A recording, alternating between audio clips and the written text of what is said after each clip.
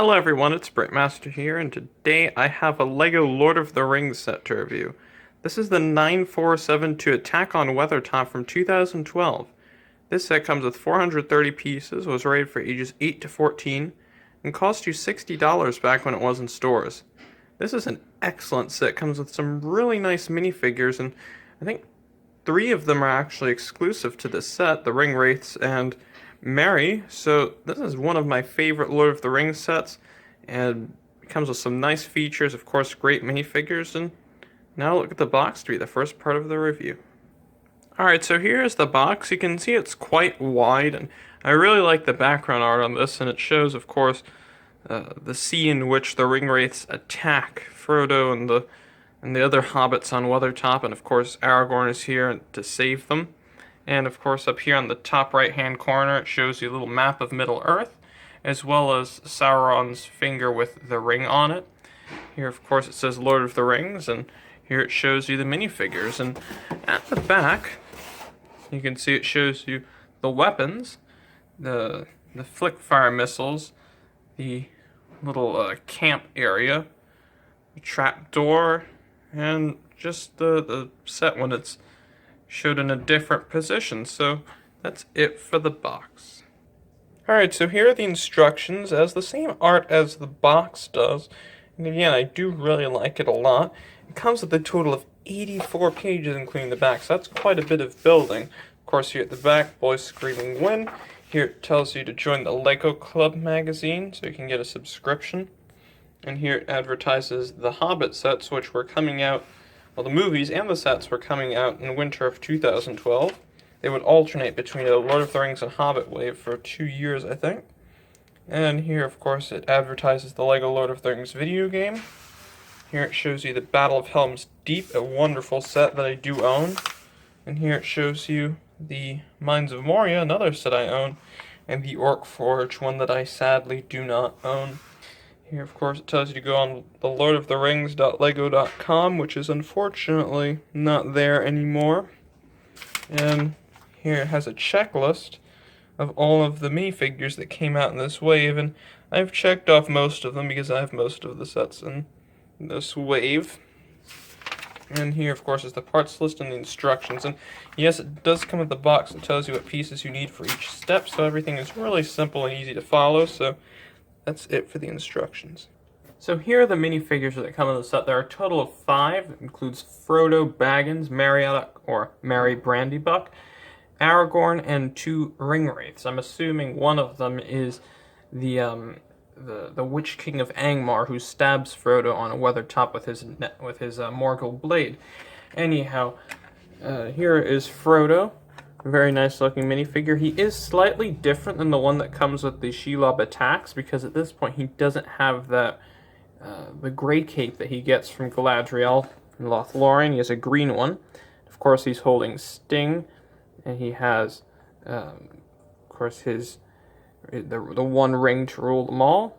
He has, of course, his regular hair, and he has an alternate face, and this is probably when he's crying out after being stabbed by a ring wraith.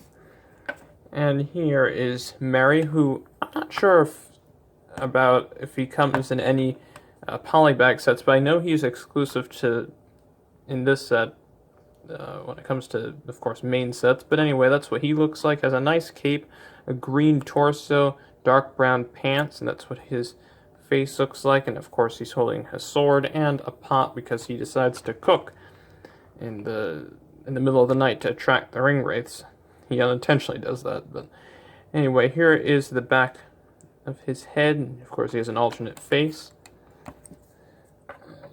Here is Aragorn.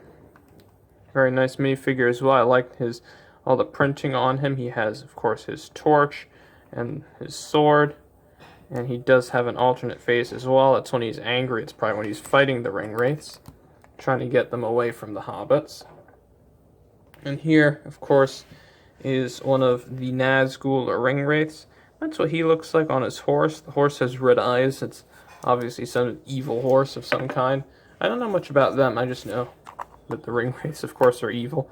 And that's what they look like. Really nice looking. They have this broken cape that has a bunch of holes and is a bit shredded up. Obviously, they're not supposed to look like nice people. But anyway, he has his sword right here.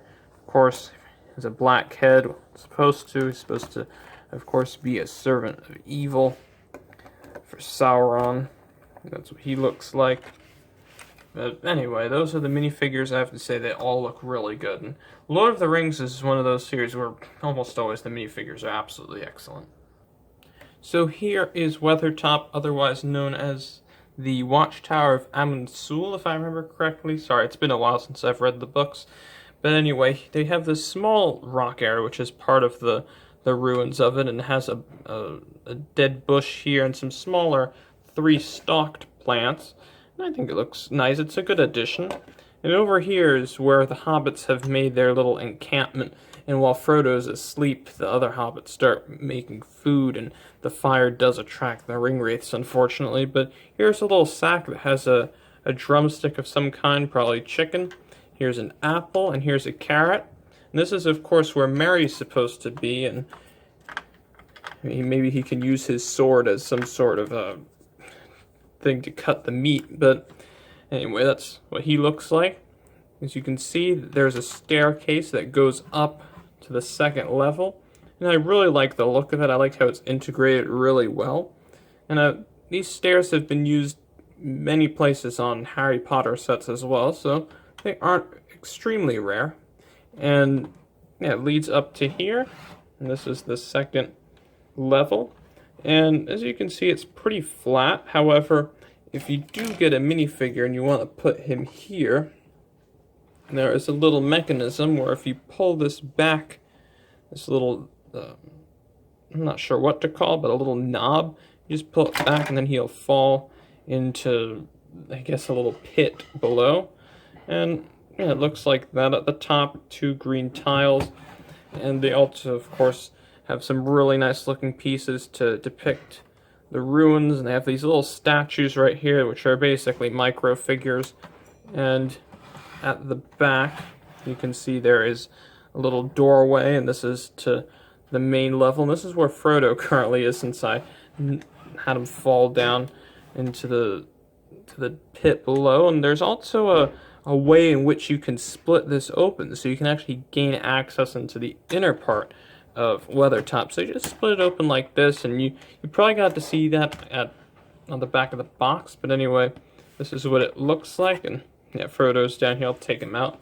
But anyway, here's a weapons rack, and oh, I forgot, there's a rat inside here who's made a little home for himself, and there's some torches in here, of course, to light things up, and some more statues in here. I think this part of Weathertop has been preserved more so than somewhere else. I'm not sure what this is supposed to be. Maybe this is supposed to be a beacon or something like that. And over here you can see that there are some flick fire missiles, and I'll show you what they look like from the front, and they are hidden quite discreetly. They're these little studs right here. That's what the ends of them are, and you can just push them out like this. I'll show you one from the front, and then of course you can see what it looks like from the back. You just push it out like that.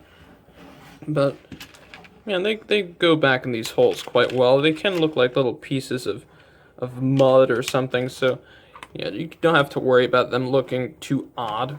But yeah, if you want to close this, you just press the pin together, and there you go. They use some really nice arches here as well, and they use a mix between some dark gray, light gray, some dark tan pieces, as well as some dark green pieces to be moss and some sort of vegetation that has taken over the ruins of the building. And yeah, of course, you can position all your minifigures there. I'll do that real quick. You can put, of course, Merry there.